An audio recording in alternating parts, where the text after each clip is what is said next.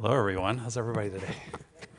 I was telling Todd I drove into town today, and another year has passed. I saw the carnival actually leaving town, and I did not leave with it. Darn it. So maybe next year. All right. I offer a reflection on 4 songs. It has been a great summer of good things for me. I've had lots of beach time, as Todd mentioned. I went on a trip to the UP, and I've had some great concerts.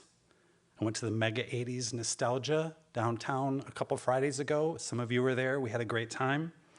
And I danced with the masses on the Coast Guard street dance. It might have been the busiest street dance I've ever been part of. A few Fridays ago, I sat with Adam and Brad in a small town, Fenville, hearing our friends, the Rough and Tumble, sing songs. And I remember there was a moment there that I just paused and said, life is good. I heard Wilco sing Spiders live in June. If you don't know the song, I'm sorry, I do. It is amazing. I heard Dave Matthews sing the song number 41. It was full in the amphitheater that night. And if someone ever says that music isn't a spiritual experience, then I challenge them to not be moved when belting out lyrics with over 12,000 people as the sun sets on a warm summer night. Like Mary Oliver said, I believe in singing. So this series has got me thinking about music. Maybe only second to books, music is one of the most important and potent forces in my life. From early days as a small boy, listening to my sister's records, to my teenage years, recording songs from the radio on cassette tapes to listen to on my Walkman on repeat. Who did that? And then to driving at night with the windows down in the summer, and even now still vinyl, sitting with intention and experiencing music. So I started looking back at musical memories and writing about them, and I thought I'd just share a few. I suspect it was 1975 or so. I shared a room with my brother, and I had woken up in the night and I heard Neil Diamond singing, not the real Neil Diamond, Neil Diamond singing the Hot August Night live version of I Am, I Said. I snuck out and watched my father sitting in the living room, lights low, eyes closed. This song about not feeling like you are not, like feeling like you are not where you think you belong. And I wondered what my dad was thinking then. It would be a few years later that I would watch him pack those records and move into a new house away from me and my siblings and my mother. And I bet he listened to that album there in that new home as well, and those lyrics saying, I said to no one there, and no one heard, not even a chair. I miss my dad when I hear that song. And I play that record now, an original version, still. Another memory, I was not quite 16. I don't think I've ever told this story publicly, maybe to Brad once. A friend had driven from the town that I had just moved away from to pick me up and do spring break back at the town where I used to be.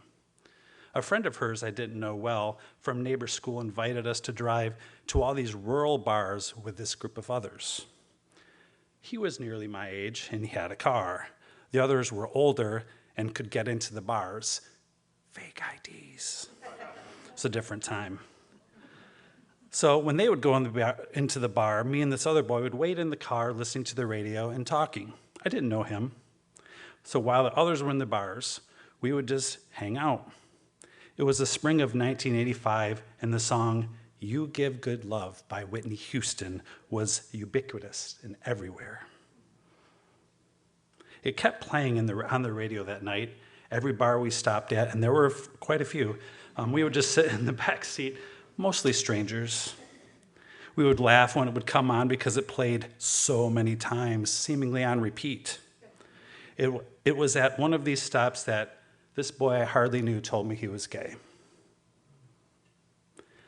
I knew I was as well, but I had never said that out loud, and I didn't say it that night either.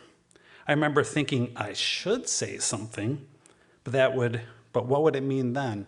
Because it felt like this enormous thing to say out loud. And here this boy I hardly knew, he was so bold.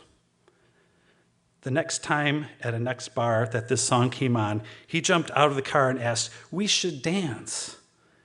And I felt like this blurring rush, my heart beating.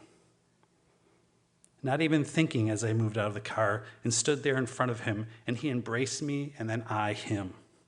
And we slow danced to Whitney singing, "I found out what I was missing." I don't sing well, sorry. And we slow danced, and then we were interrupted by others, and we made our way back to home. And I never saw him again. My friend later told me, a year or so later, that he asked her for my address so he could write me, but he never did. But by gosh, I remember that dance, and I remember every time I hear that song. Here's a short little memory. Channing and Quinn, we remember them. There was a small a candlelit concert for Christmas at Mary Ann's house. They were singing the song, "Find Your Way Home," and suddenly all of us realized we were singing the lyrics along softly, and Channing and Quinn stopped playing their music loud, and we could hear each other singing, "Find your way home to me." That's why you go to those moments, for experiences like that. And I'll share one more musical memory, because time is short, and if you know me, I ramble. There used to be a gay bar that I started going to. It's no longer around, like most gay bars. They went away. It was new for me to be open and out, and such spaces were safety. I would just go and dance endlessly. It didn't matter if I was with anybody or not. And it didn't matter the songs. Friends and strangers, all in this moment, this room full, across the spectrum of race, identity, and age. And this one night, man, I can still feel it. I can see it. I wish I could tell it better than I'm going to tell it now. It was early May of 1993. The music artist and queer icons Pet Shop Boys had released this mashup of the song "Where the Streets Have No Name" by U2, completely random, to the song "I Can't Take My Eyes Off You" by Frankie Valli. This song was this massively big hit in the clubs back in the day. And that night when it came on, everyone in the place packed this small dance floor.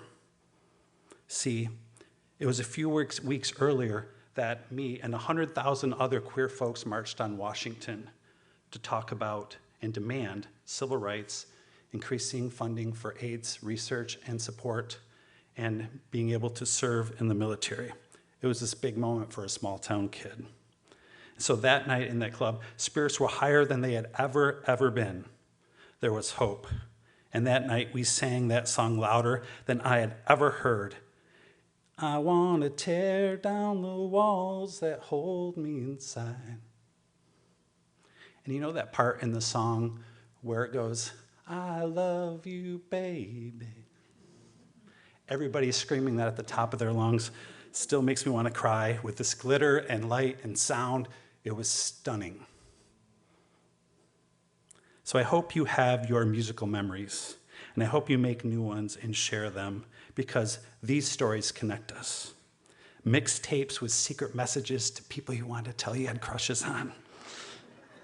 Live music at a house concert or at a symphony or a jazz club, or singing along when Max and Ruth sing. I watch you guys always sing Michigan Girl. I don't care what music it is, and I just hope that it means something to you. Whether it's Gershwin or Nine Inch Nails or a busker on the corner or John Coltrane or Taylor Swift or Noah Kahan or Tool or Grateful Dead, I do not care. Listen. Share the experience. Because music is magic. Music indeed makes the people come together, as Madonna said. And maybe, no, there's no maybe, it can heal us. Namaste.